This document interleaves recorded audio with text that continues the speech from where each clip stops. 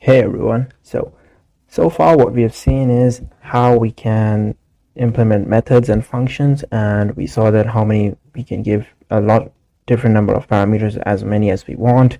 Like here we have two parameters, that's what we decided to give, and we can give as many as we want. So today we'll be taking a look at the keyword return. Now, the keyword return is used for exactly what it sounds like. You use it to return back something, to return a value, to return a state. So you almost specifically use return in Python inside functions. You use them so that whenever your function is done executing and maybe you've got a result and you want to return that back to the program or whoever called that function, whatever. Sometimes people, especially when you're start of learning any programming language, or even if you're learning Python, you won't be having that problem if you're learning Python, if you already know some other languages. But the thing is, sometimes you get kind of confused, like, why do I need to use return? I already am just printing the answer over here, so why do I need to use the return keyword? Okay, think of it this way. I am creating a game. Let's say I'm creating a game in Python, and let's call that number, let's call this function magic. Okay, don't worry about the details for now. So the main thing that this function should do is check if the two values that I've given, when they are added up, like when those two values are added up, like is the result an even or an odd. Okay, so what I can do is first, of course I'll need to add them, so I can say num equals first plus second, and then what I can do is to check whether a given number or any number is even, like we discussed previously as well. We can do num modulo 2. Now what this does is it checks if when the number divided by 2 leaves a remainder, and if it does not leave a remainder or leaves 0 as a remainder, what we can do is we can say that, okay, that means true, like this number is, like this is our magic number if it's divisible by 2, if the sum of the two numbers. Else we can say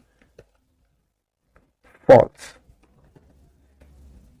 Okay, but maybe I've got, now this is our mini program done over here, so maybe, but I have some other code down here, down at the line, that that code, what it needs is, that code does not need this magic function to print out the actual value. There are no two s's, one s, so it does not need it to be printed out. Like, it just needs to know whether this is true or false. And every time I have to go back inside here to change these print statements to, you know, get different outputs or different maybe conversations in my game or whatever, I should not have to do this every time. Instead, what I can do now is make use of the keyword return. So what I can say is, if num modulo 2 is 0 equals 0, which means if the number is even, what I can say is return true. That's it. That means this will return true if the value is even, and return false if it isn't. So this is kind of like magic, or let's just leave it at magic. So again, if you recall how do you call a function, you just say magic, and I need to pass two parameters inside here, and we've got these two. Let's just, not this, let's just move it up over here so it's much more cleaner for us to look at. We have our two variables here, a and b, so let's just put them inside magic.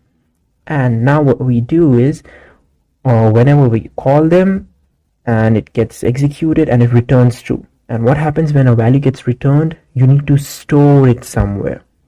So let's say that we are storing it in a variable called state. So magic takes a and b, calculates everything, and whether it returns true or false, that gets stored inside the state value. And now, depending on state value, you can do anything you want. Like maybe it's in an if condition, or maybe it's in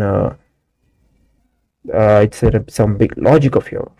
So if we try to print out state, or if we say if state equals true, then it would print, yay, we got the magic numbers. So if I save this and if I run this, yeah, this video is going to be just a little bit bigger than 5 minutes. So I enter the first number 4 and I enter the second number 7, and nothing happens because those two don't add up to give an even number. So if I run this again, and if I now give something that adds up to even, he said, hey, we got the magic number. So why did that statement get executed?